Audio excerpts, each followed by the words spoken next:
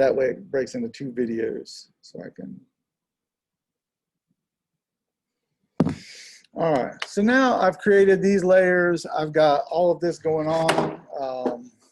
If I wanted to, I could make her head bigger. I could do all of that. Now I want to put text in.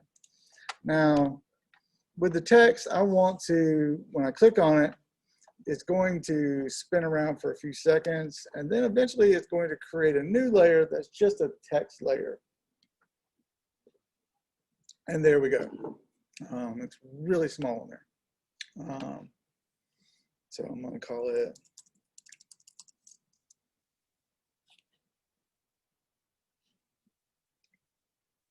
let's get on here. Let's zoom in.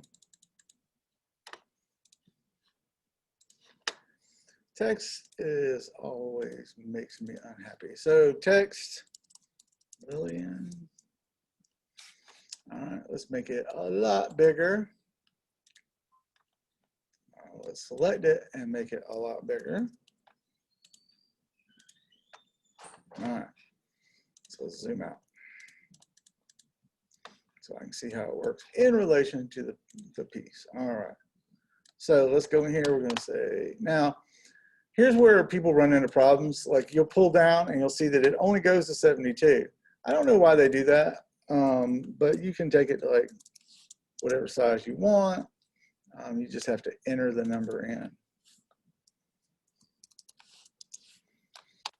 All right, so that is not a good font.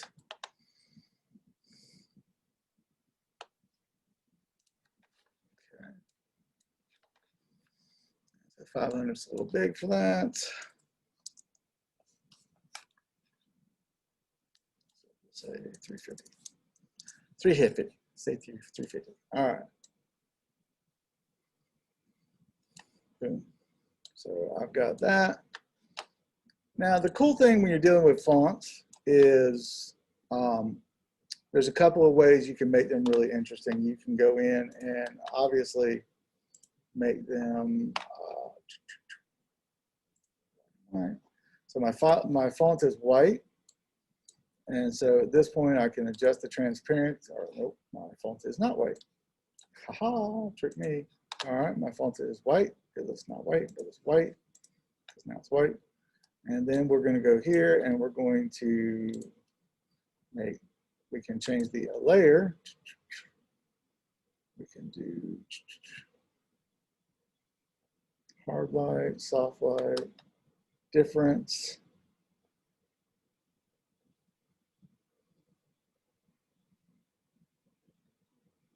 So hue, it takes all the color out, which is kind of cool. So difference, we can do something with that. Now the cool thing is, remember when we talked about last week, the layer effects?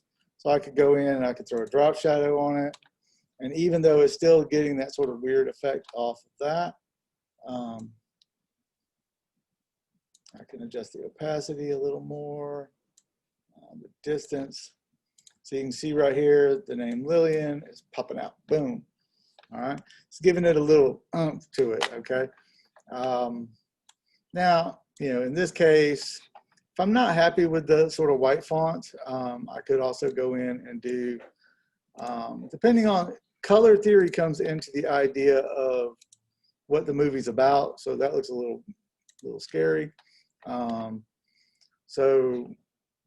You want to think about the color choices and just really quickly, the idea of typography, what typography communicates. So if I wanted to do something scary, this is more of a scary font. But let's say I was doing something more whimsical. I would want to pick a friendlier, kind of engaging font, something that the target audience is going to appeal to.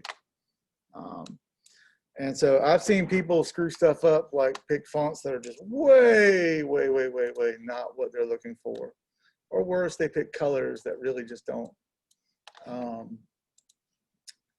work. So like in this case, I'm picking a nice pink, but the difference is making it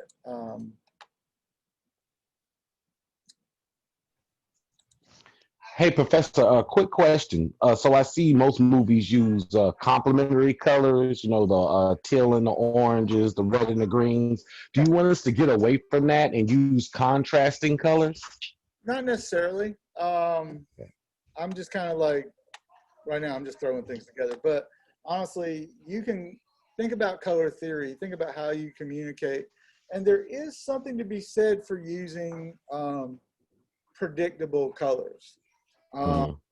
I get into the idea of brand recognition. We think about marketing. So, like when you go and you buy laundry detergent, I like Tide. I like Tide since I was a kid. I don't know what it is. Tide makes me happy. Something about Tide. So the colors of Tide are like what, red and yellow. That's kind of their thing. Red, yellow, and Yeah. black. Um, so I went once and I started to buy this laundry pen. It was one of those ones where you could just rub on yourself or whatever and clean up a spot. And they had two up there, and my wife was with me, and she said, "Get that one." It was the Walmart one. I was like, "No, I want the Tide one." I took the Tide one. She says, "Why do you want the Tide one?" I said, "Because it's better." And she's like, "How do you know it's better?" I said, "Because it's Tide." And it's name brand, yeah. Name brand, but it was the colors. Really, if you think about it, the colors were telling me, "Hey, this is connected to this."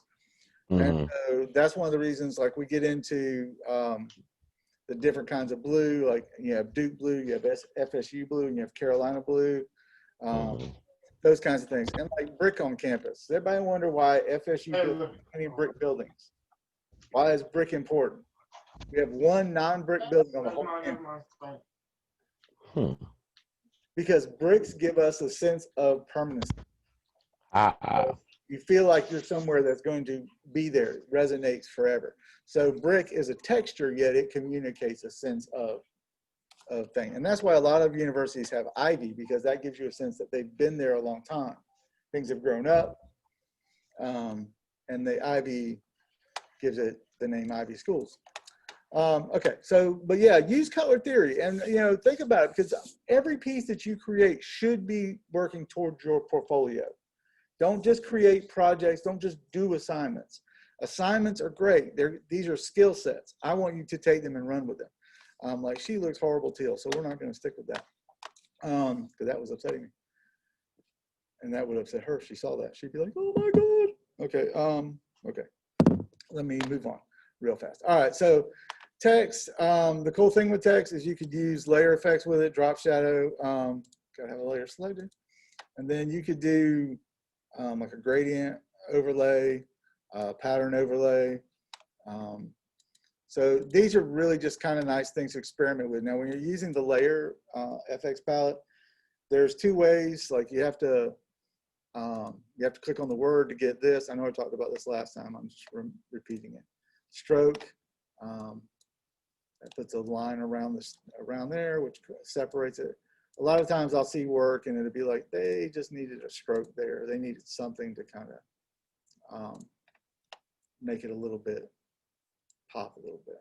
All right, so in this one, um, I'm gonna do the pillow emboss, so it gets like a little fluffy. Um, she gets mad because I'm like, "You're fluffy," and she's like, "No, I'm not." I'm like, "Yeah, you are." All right, a little soft curve. See how it pops it out a little bit. Boom. All right, so I create the movie. I got the idea. Think in terms of the thing. You don't want to leave sections unused. So as far as design goes, I want to go up here. I'm gonna say something at the top like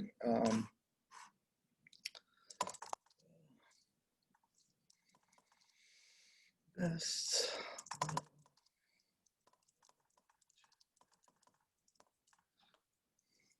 Because she likes the Descendant movie, so I'm not calling her a witch just to be hateful. So nobody tell her I'm being hateful.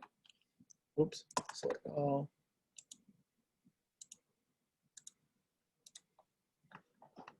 So best little witch ever.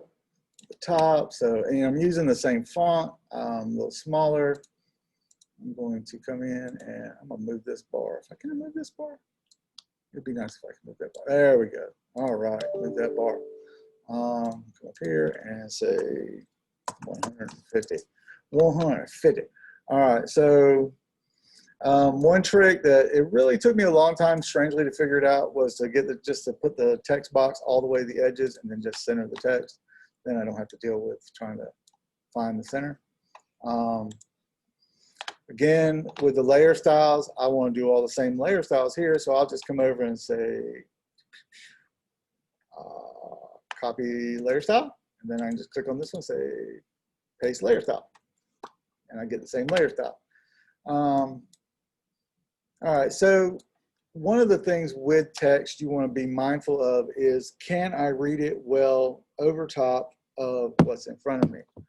I'm going to stop the video again.